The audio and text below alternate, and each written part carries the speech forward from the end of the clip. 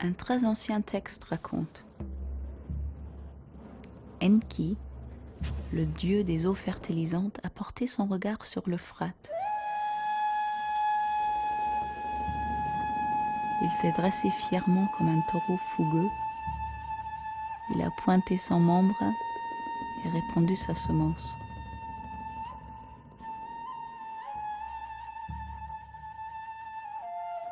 Il a rempli l'Euphrate d'une eau étincelante. Le tigre ensuite s'est soumis à lui comme à un taureau impétueux qui apporte le présent nuptial. La terre douce, la vache féconde sont imprégnées de la riche semence du ciel. Et dans la joie, la terre a donné naissance aux plantes de vie. Et dans la luxuriance, la terre a laissé couler la bière et le miel.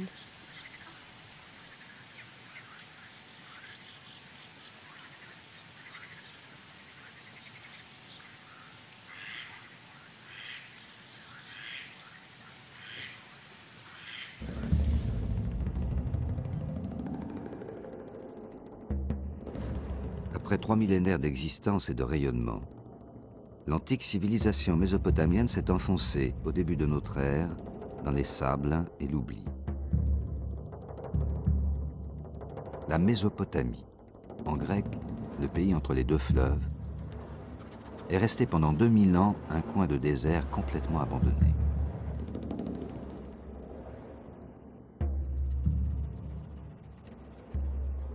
Au XIXe siècle, des savants commencent à se questionner sur la réalité historique des récits bibliques. Ils s'intéressent à l'existence des Assyriens, dévastateurs du royaume d'Israël, et à leur capitale, Ninive. Ils cherchent des traces de la tour de Babel et de la cruelle Babylone, dont le nom apparaît tout au long de l'Ancien Testament.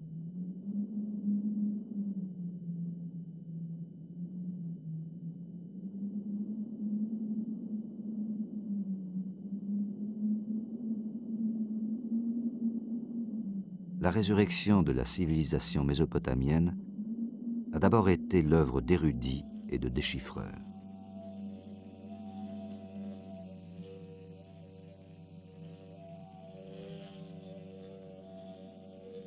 Tout a vraiment commencé avec l'étude d'inscriptions cunéiformes gravées en 3 langues sur le tombeau de Darius près de Persépolis.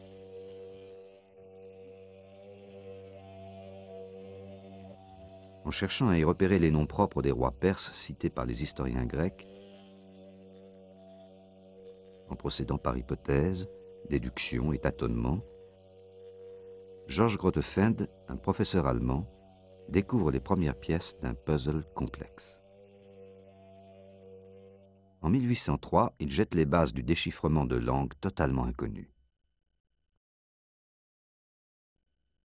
On avait déjà repéré qu'une des 3 écritures cunéiformes était identique à celle gravée sur les tablettes, les briques et les cylindres rapportés par des voyageurs, et qu'elle devait être l'écriture des Assyriens et des Babyloniens.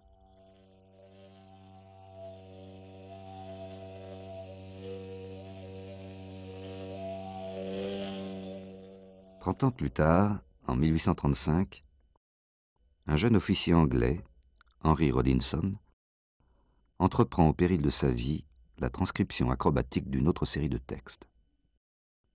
Après 12 ans d'efforts pour déchiffrer la première écriture en ancien perse, Rodinson se rend compte que la version assyrienne ne comporte pas l'alphabet auquel il s'attendait, mais un système complexe de syllabes et d'idéogrammes. Je reconnais humblement qu'après avoir identifié chaque signe et chaque mot assyrien, pour lesquels je découvrais un indice dans les inscriptions trilingues, j'ai été maintes fois tenté de renoncer à poursuivre les recherches. Je désespérais d'obtenir la moindre conclusion satisfaisante.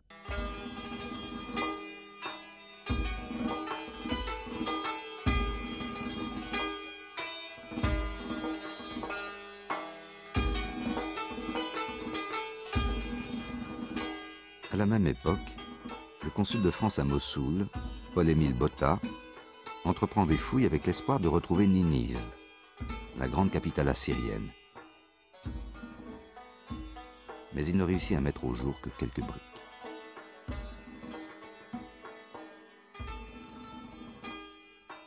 Voyant sa déception, un artisan l'invite à venir chez lui. Son village, Khorsabad, était bâti sur les ruines d'un ancien palais assyrien.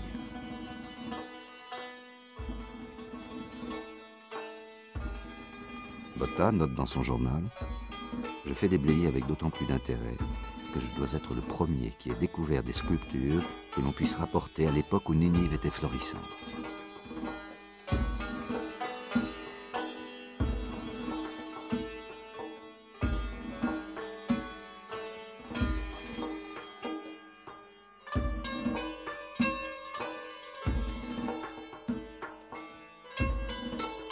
Quelques-unes des plus belles pièces de ces premières fouilles sont expédiées en France. En 1847, 5 ans seulement après leur découverte, le musée du Louvre les accueille et inaugure son département assyrien.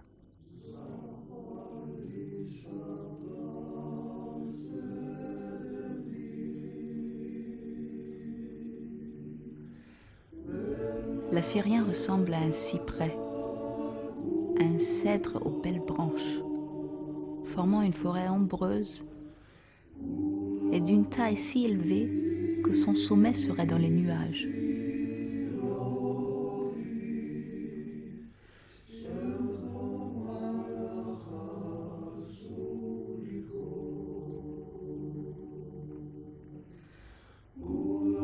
Les eaux l'ont fait grandir et ses racines s'étendent jusqu'aux grandes eaux.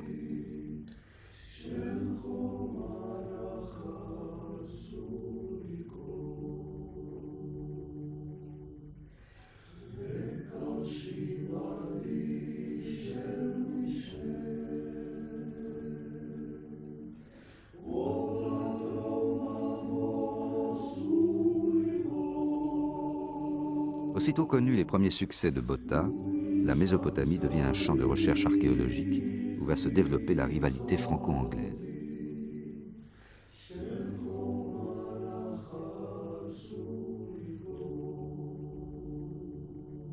Venant de Perse, un jeune aventurier anglais, Henry Layard, s'enthousiasme pour le travail de Botta. Il commence à explorer à son tour la région de Mossoul.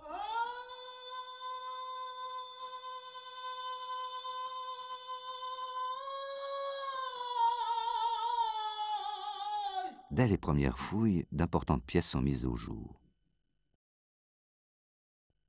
Quand ils aperçurent la tête, les Bédouins tombèrent en prière, écrit Layard. Ce n'est pas l'œuvre de la main de l'homme, mais de ces géants infidèles dont le prophète a dit qu'ils étaient plus grands que les plus hauts palmiers.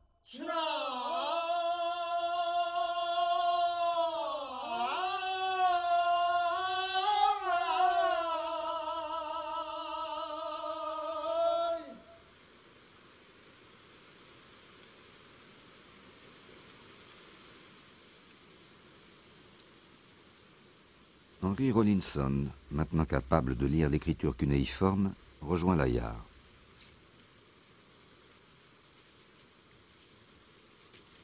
Ils s'aperçoivent assez vite que ce n'est pas Ninive qu'ils sont en train de dégager, mais les palais des rois assyriens de Nimroud.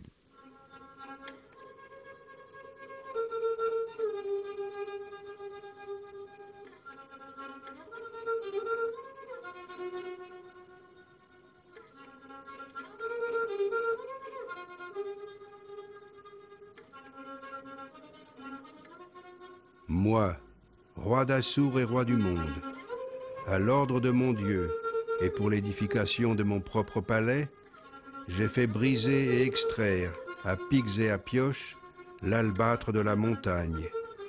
Par les habitants des contrées ennemies faits prisonniers par moi, en vue de préparer les grands taureaux qui protégeront mon palais.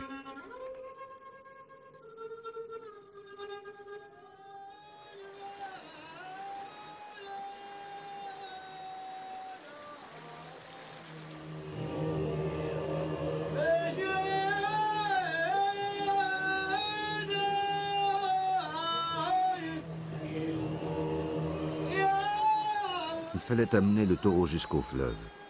se souvient Layard. Quelques 300 hommes tiraient la charrette. Après avoir amarré le taureau sur un radeau supporté par 600 outres, je donnai 2 moutons au pilote qui les sacrifia pour assurer le succès du voyage. Je songeais au destin de ces œuvres qui s'éloignaient au fil de l'eau vers le cap de Bonne-Espérance et le British Museum.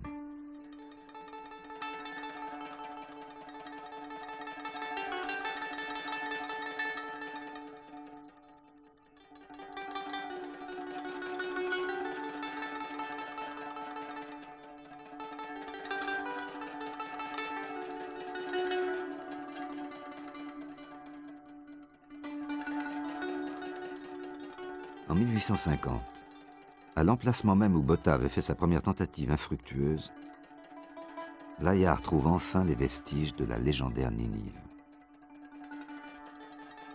Dans le palais du grand roi assyrien Assurbanipal, il met au jour des milliers de reliefs.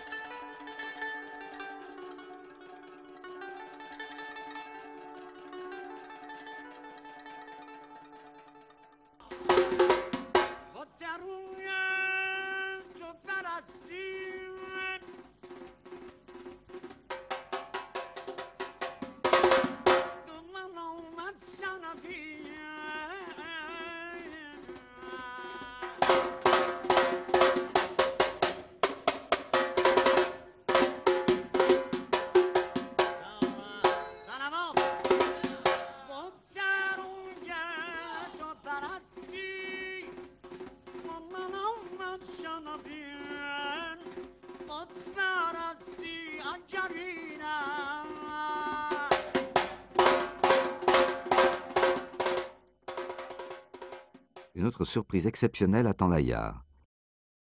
Il dégage la bibliothèque du roi Assurbanipal, renfermant près de 30 000 tablettes et morceaux de tablettes.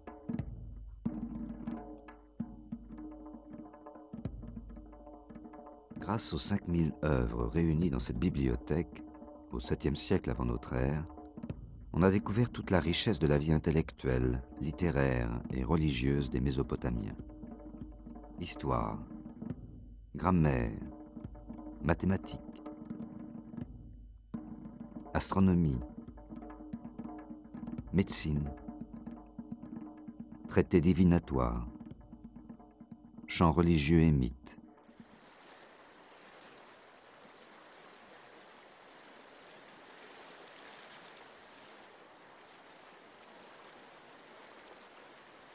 Tu connais la ville de Chouroupak, au bord de l'Euphrate, vieille cité hantée par les dieux?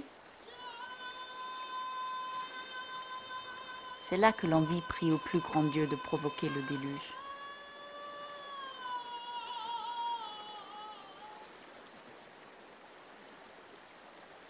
Démolis ta maison pour te faire un bateau.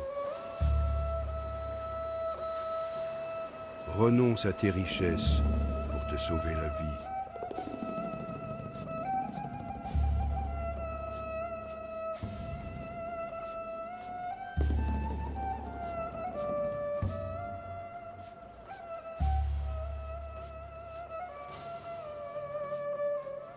En 1872, en déchiffrant une tablette trouvée à Ninive, un des premiers assyriologues, George Smith, annonce à Londres avoir lu et traduit un récit du déluge qui recouvre parfaitement celui de l'Ancien Testament. Le retentissement de la nouvelle est considérable. La découverte de ce texte antérieur à la Bible la dépossède de son titre de premier et plus vieux livre du monde.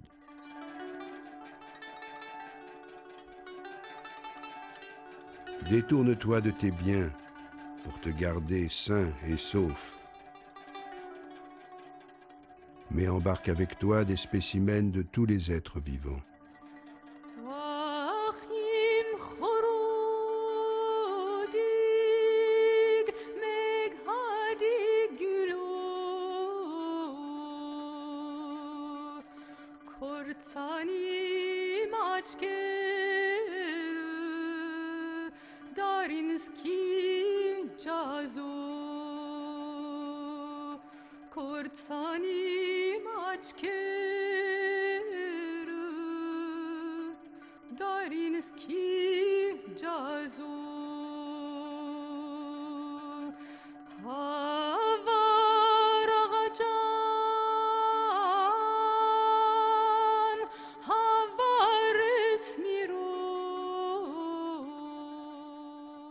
La tablette du déluge étant incomplète, George Smith se rend à Ninive.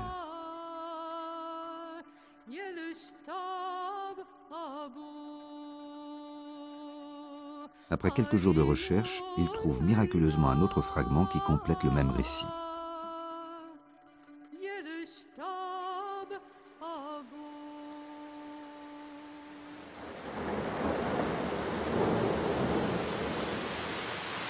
Six jours et 7 nuits durant, bourrasques, pluies battantes, ouragans et déluges ne cessèrent de saccager la terre.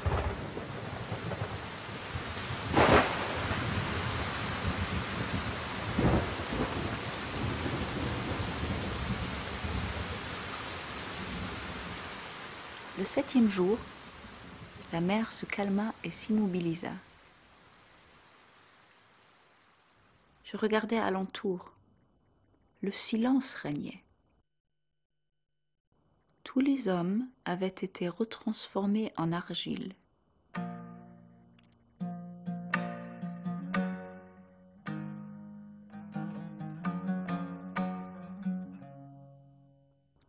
Je tombais à genoux, immobile, et pleurais.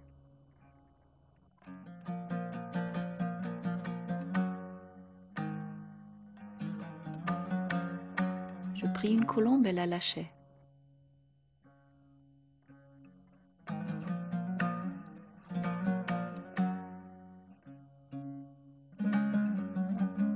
Tout à coup, surgit du fond de cette terre une civilisation plus ancienne, totalement inconnue et insoupçonnée, les Sumériens.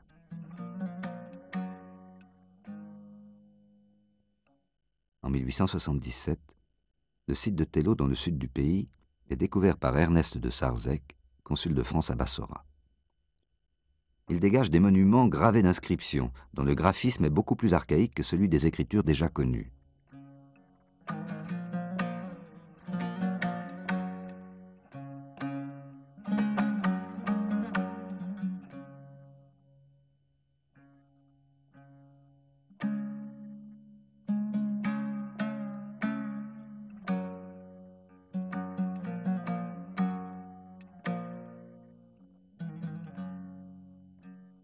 Ce sont ces inscriptions, ainsi que celles des quelques 60 000 tablettes d'argile à leur découverte, qui ont permis d'identifier et de restituer la très ancienne langue sumérienne.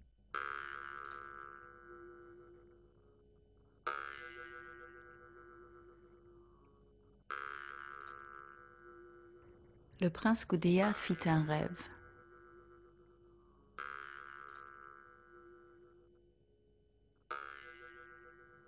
J'ai rêvé d'un homme dont le corps était imprégné du ciel. Et ce corps appartenait à la terre. Par la tiare de sa tête, il était Dieu. À ses pieds était la foudre. À droite et à gauche, un monstre m'a ordonné de bâtir un temple.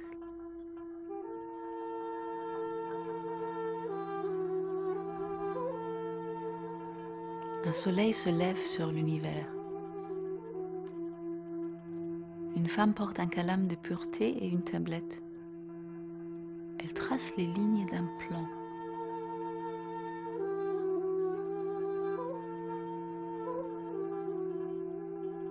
Le Seigneur, profond comme le haut des cieux, te révélera le plan du temple.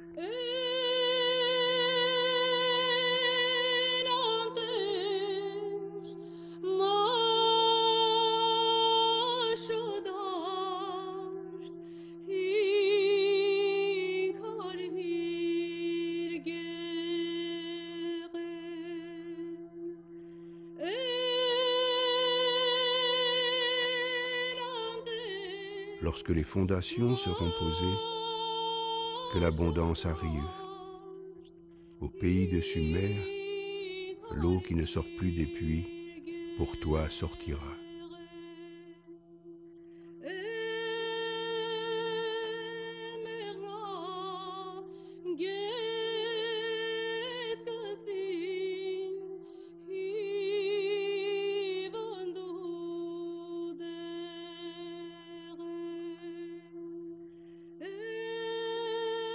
Avec ces fouilles, les archéologues franchissent les premiers pas à la rencontre d'un passé totalement perdu et inimaginable.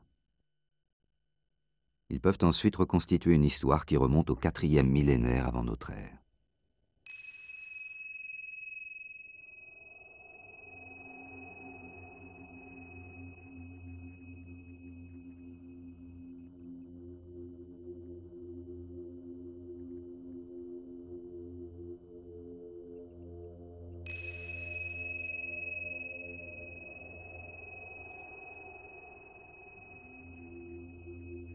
Avec la découverte de la civilisation sumérienne, l'archéologie mésopotamienne s'internationalise. À la fin du XIXe siècle, des fouilleurs américains déblaient la cité de Nippur et mettent au jour 40 000 tablettes.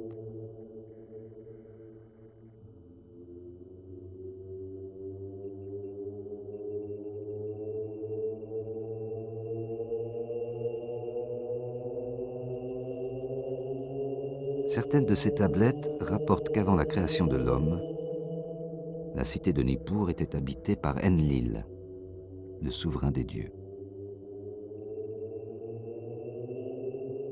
Le temple d'Enlil était le centre spirituel du pays de Sumer.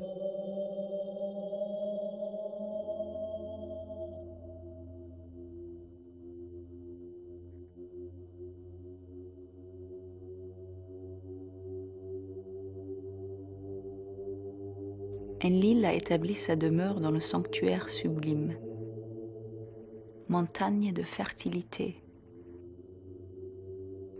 Dont les lois divines, comme le ciel, ne peuvent être renversées. Dont les rites sacrés, comme la terre, ne peuvent être ébranlés. C'est Enlil qui a placé la couronne sacrée sur la tête du roi.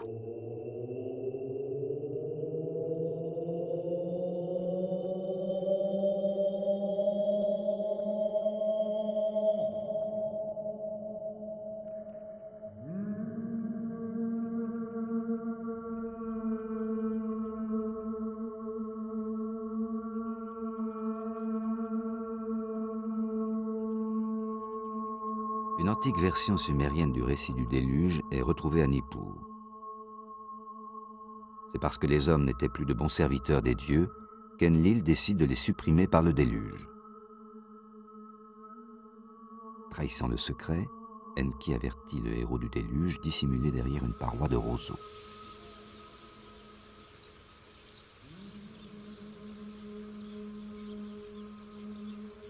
Après le retrait des eaux, il offre un festin aux dieux au sommet de la montagne.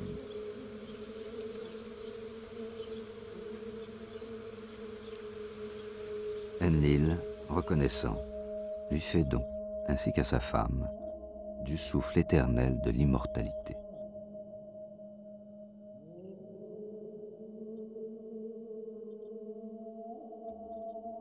En 1913, à Uruk, le travail scientifique entrepris sous la direction de l'archéologue allemand Robert Koldewey révèle les sources de la civilisation sumérienne.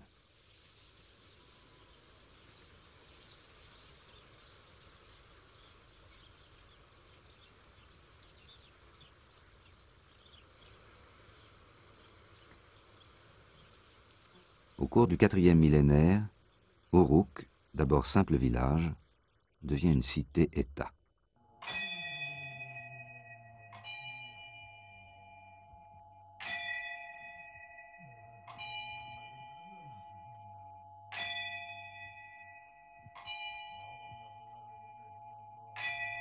La ville voit la naissance d'une architecture monumentale.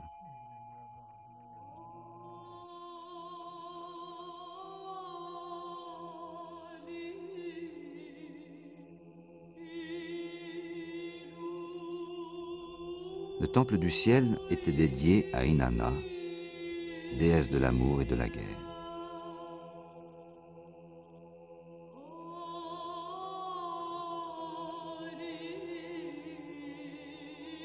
Mon temple détruit, qui sait quand il sera restauré? Je suis la sainte Inanna, la prostituée du ciel. Ma ville, Uruk, avait été construite pour moi, dans mes rêves. Mon temple était le centre de culte de l'humanité. Sa porte était un lieu de miracle. Quand il fut construit, le pays était prospère.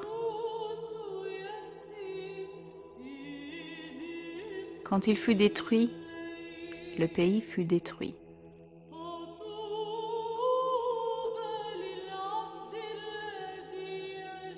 L'année nouvelle était célébrée rituellement par l'union du dieu et de son épouse, représentée par le roi et la grande prêtresse.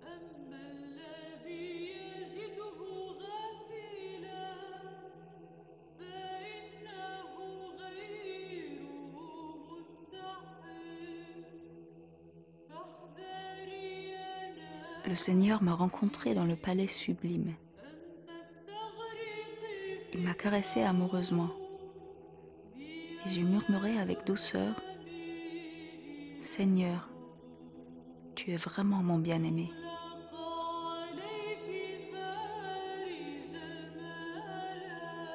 Le mariage sacré assurait la fécondité et la prospérité du royaume. Les hymnes qu'il célébrait semblent être les précurseurs du Cantique des Cantiques de la Bible.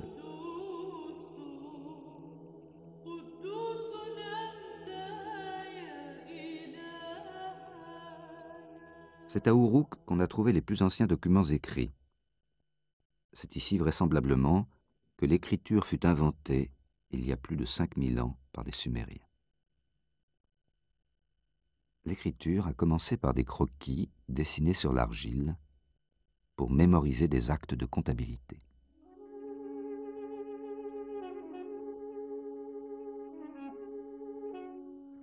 Près d'1 millier de dessins ont été utilisés par les Sumériens pendant plusieurs siècles.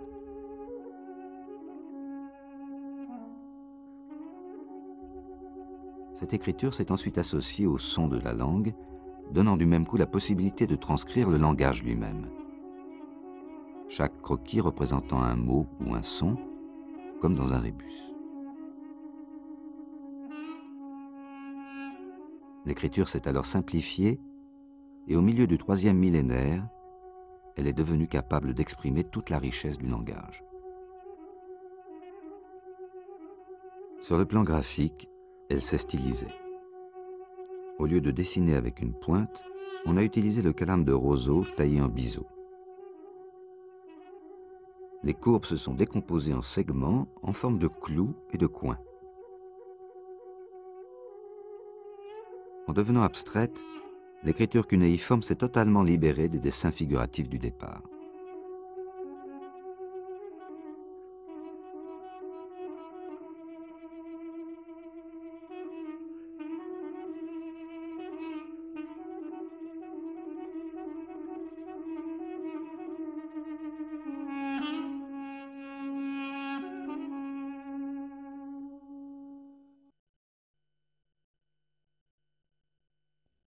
Le premier grand texte transmis par l'écriture est l'épopée de Gilgamesh. Gilgamesh était le 5e roi d'Uruk. C'est lui qui a fait édifier les remparts d'Uruk. Pour 2 tiers, il est Dieu. Pour 1 tiers, il est homme. Tel un buffle, il étale sa force sans pareille.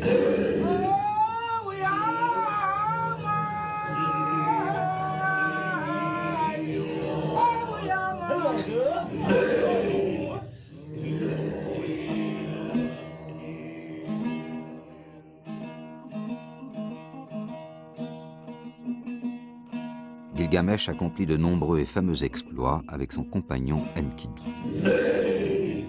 L'amitié multiplie les forces, chacun de nous défendra l'autre. 2 jeunes lions sont plus forts que leur père.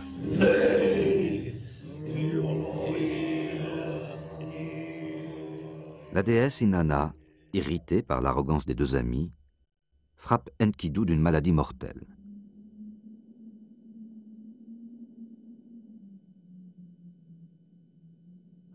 Enkidu, mon ami, est redevenu argile. L'angoisse m'est entrée au ventre. Par peur de la mort, je cours la steppe.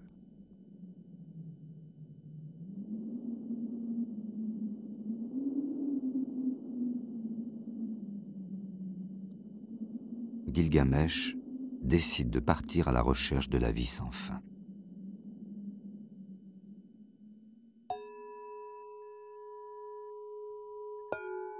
Arrivé à la montagne qui borde le monde, il se présente devant les hommes scorpions qui veillent sur le chemin du soleil. Je vais rejoindre le vénérable héros du déluge, qui possède le souffle éternel de l'immortalité. Je veux le questionner sur la mort et la vie.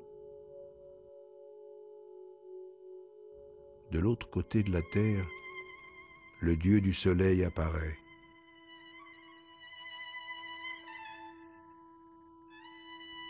Que vagabondes-tu ainsi, Gilgamesh?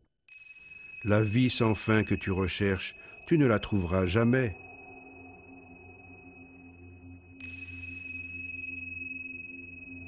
Sur le rivage, une femme lui dit: quand les dieux ont créé les hommes, ils leur ont assigné la mort, se réservant à eux seuls l'immortalité.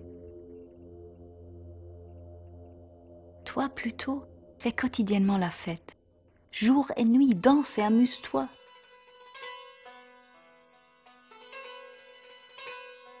Regarde tendrement ton petit que tu tiens par la main. Fais le bonheur de ta femme, serrée contre toi. Car telle est l'unique perspective des hommes.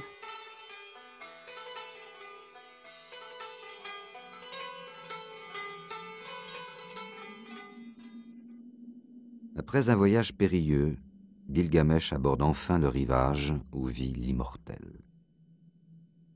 Celui-ci lui raconte l'histoire du déluge. Pour lui rappeler sa condition d'homme, il le met au défi de résister plusieurs jours au sommeil, esquisse et répétition de la mort. Gilgamesh s'endort. L'immortel fait déposer chaque jour un pain auprès du dormeur. À son réveil, Gilgamesh compte les pains et comprend qu'il n'est pas fait pour l'immortalité.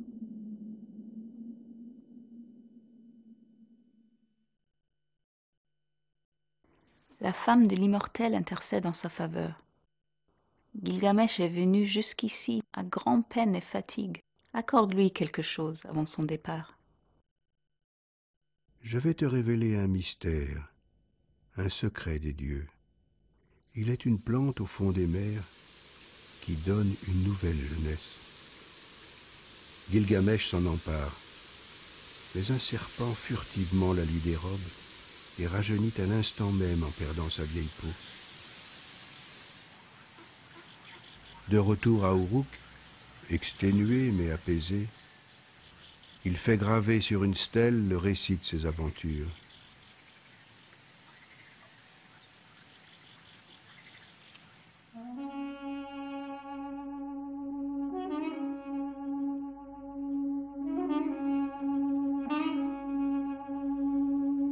Une autre capitale sumérienne, Our, patrie d'Abraham d'après la Bible, est dégagée dans les années 20. C'est à Our que résidait le dieu Nana, maître de la lune, qui fait croître la végétation. La grande Ziggurat, montagne surnaturelle reliant le ciel à la terre, est orientée selon les 4 points cardinaux.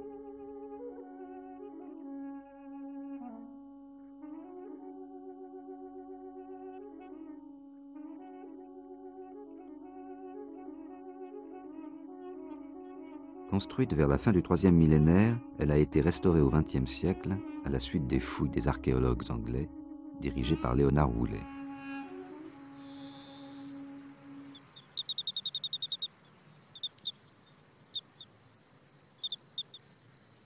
La découverte la plus spectaculaire est celle de son cimetière. Plus le cimetière d'Our promettait d'être riche, plus se faisait sentir l'impérieuse nécessité de ne pas y toucher avant d'avoir établi une chronologie à peu près fiable. Les archéologues retrouvent couche après couche strate après strate, les jalons de l'échelle du temps.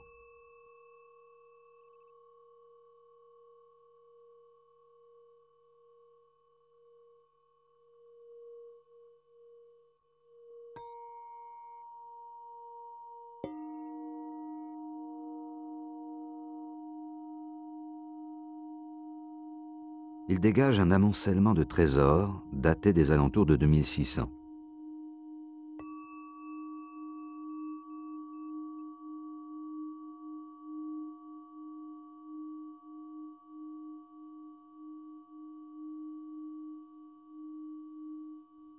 Dans ce cimetière, véritable palais de la mort, ils exhument 17 tombes royales.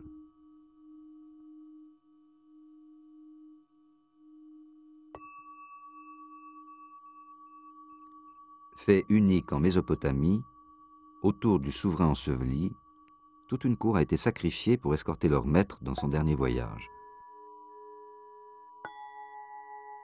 Soldats, cochers, musiciennes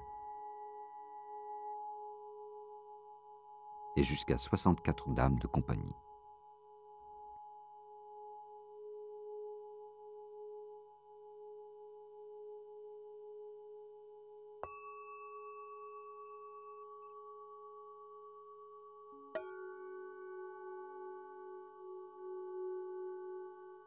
L'origine des Sumériens est inconnue.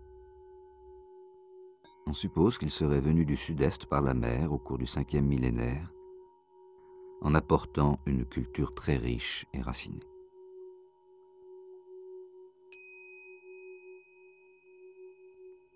En Mésopotamie, des peuples sémites, les Akkadiens, adoptent la civilisation sumérienne. Vers la fin du 3e millénaire, les Sumériens, moins nombreux, sont totalement absorbés par les Akkadiens. La cité de Mari, au nord-ouest du pays, est un bel exemple de l'héritage sumérien.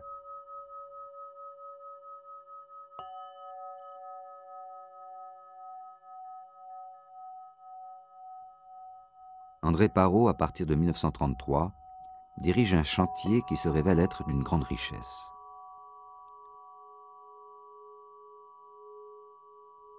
Le palais de Mari, véritable labyrinthe d'une ampleur sans pareille, était réputé en son temps pour être une merveille du monde.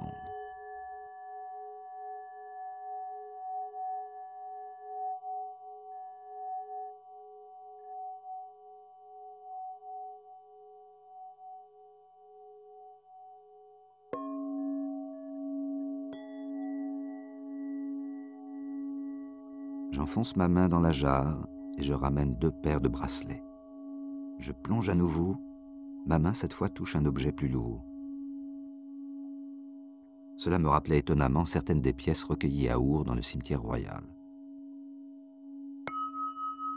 Une inscription nous permet de comprendre que ces joyaux ont été offerts par un roi d'Our au roi de Mari, son contemporain.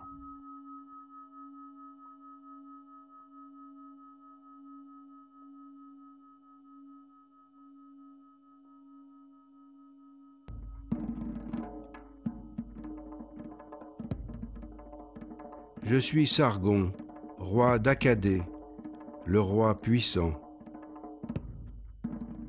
Ma mère est une grande prêtresse. Elle me conçut et me mit au monde en secret. Elle me déposa dans une corbeille de jonc qu'elle colmata avec du bitume.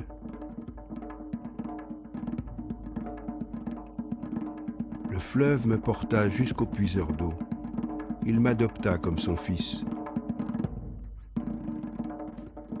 La déesse Ishtar se prit d'amour pour moi, et c'est ainsi que pendant 56 ans j'ai exercé la royauté.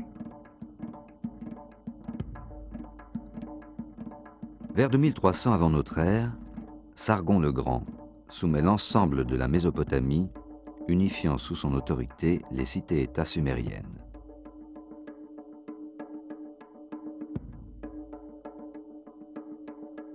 Le pays est alors devenu bilingue. Le sumérien reste la langue savante et religieuse, et l'akkadien la langue parlée.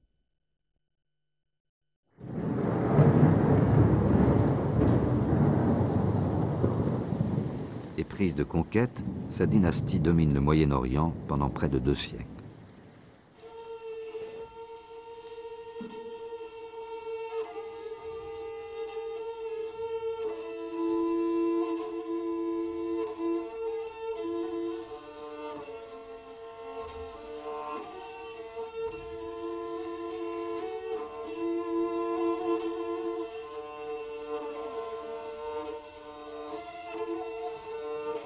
Puis s'écroule dans la ruine et l'anarchie.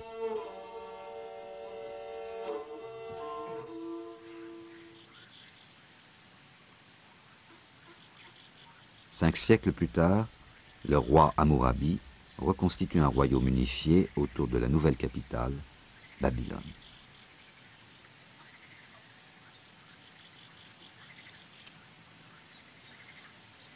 Les dieux m'ayant appelé, c'est moi, Hammurabi, le pasteur salutaire au pouvoir juste. J'ai tenu dans mes bras mes gens de Sumer et d'Akkad. Je les ai constamment gouvernés dans la paix.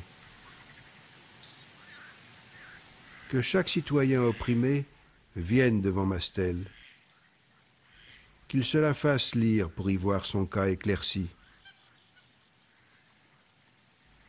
Si dans la suite des temps, un roi possède l'intelligence nécessaire pour garder son pays en ordre,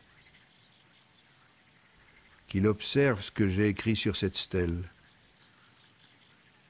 Le Code d'Hammurabi est le document juridique le plus important que l'on possède sur la civilisation mésopotamienne. Lorsqu'une infraction était difficile à prouver, on pouvait en appeler au jugement du fleuve.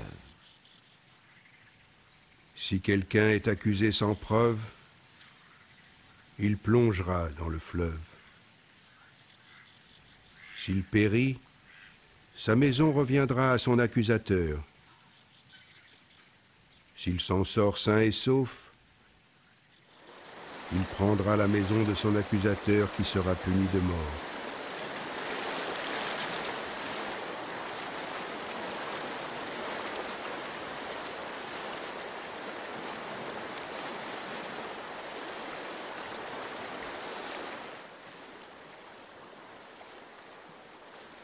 Après le long règne d'Hammurabi, l'histoire de la Babylonie est jalonnée par l'immigration d'envahisseurs successifs, attirés par la richesse du pays. Parmi eux, les Kassites dominent la région pendant près de 500 ans. Située près de Babylone, leur capitale est dégagée par les archéologues irakiens qui prennent une part très active dans la découverte du somptueux sous-sol de leur pays. Ils entreprennent également de grands travaux de restauration.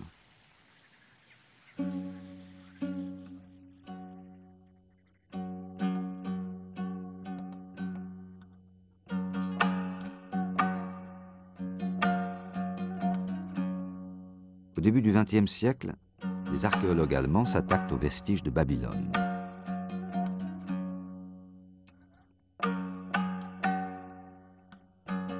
La ville de Nabuchodonosor, véritable mégalopole du milieu du premier millénaire, est ensevelie sous une énorme masse de terre.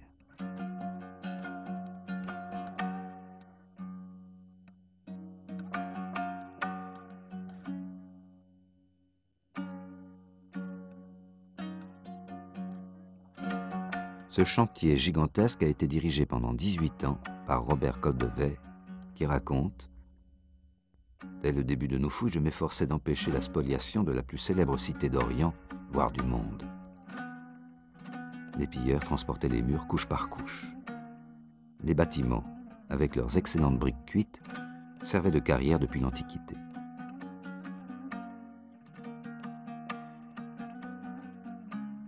Des milliers de fragments de briques émaillées sont expédiés en Allemagne pour faire revivre les fastueux monuments de la voie processionnelle au musée du Proche-Orient à Berlin.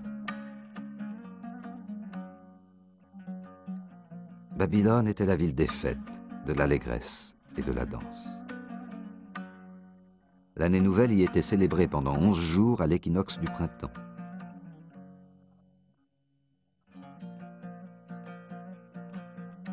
Les cortèges empruntaient la porte d'Ishtar, déesse de l'amour et de la guerre.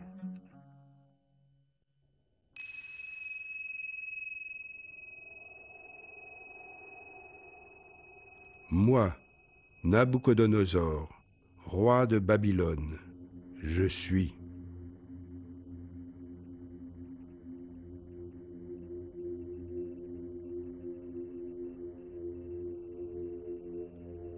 Investi par la volonté du grand dieu Marduk, j'ai dressé des taureaux indomptables et des dragons terribles que l'humanité tout entière admirera avec un profond étonnement.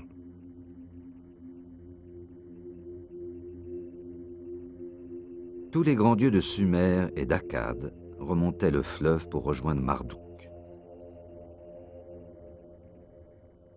Dans la cour à ciel ouvert, le grand prêtre invoquait la constellation du Bélier.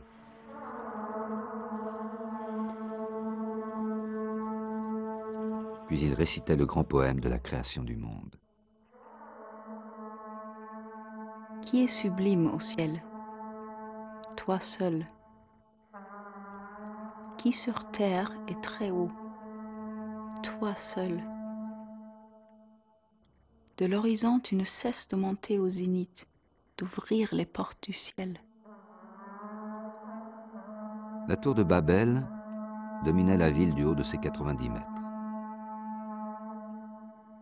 J'ai fait construire pour les dieux la très haute maison des fêtes dont la tête rivalise avec le ciel. Je l'ai édifiée en briques cuites et bitume, solide comme une montagne.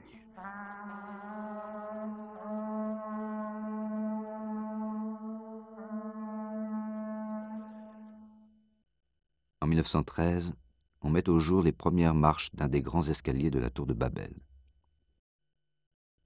Et en 1962, on dégage les restes des fondations qui n'avaient pas été emportées par les pilleurs au cours des siècles.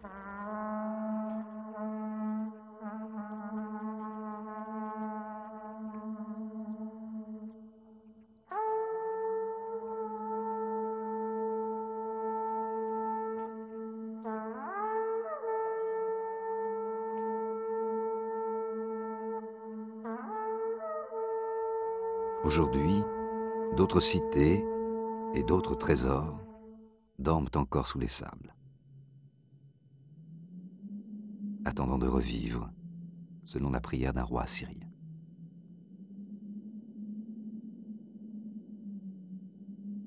J'ai rebâti les murs en ruine du sommet à la base, et j'y ai déposé mes inscriptions monumentales et celles de mes ancêtres. Dans les temps futurs, lorsque ces murs deviendront vieux et délabrés, puisse un prince les restaurer. Alors le Dieu suprême écoutera ses prières.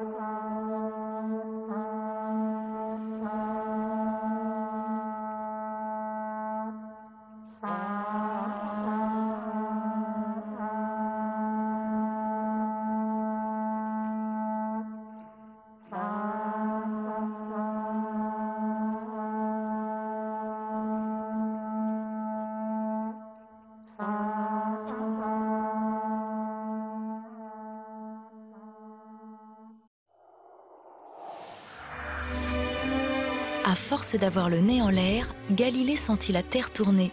Une découverte capitale qui mérite des explications dans un instant.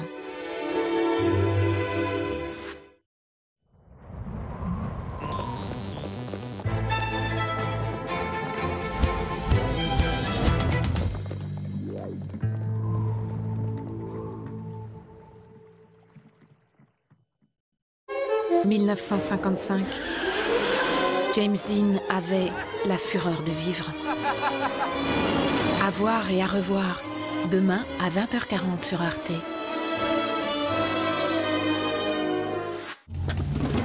Son grand-père était soldat en Palestine. Allez les gars, on avance et on les rassemble sur la plage. Notre rôle est d'apaiser les tensions et de maintenir la paix entre les deux camps. Elle était à l'intérieur de son journal. Et donc tu veux aller la rendre à sa place? Oui.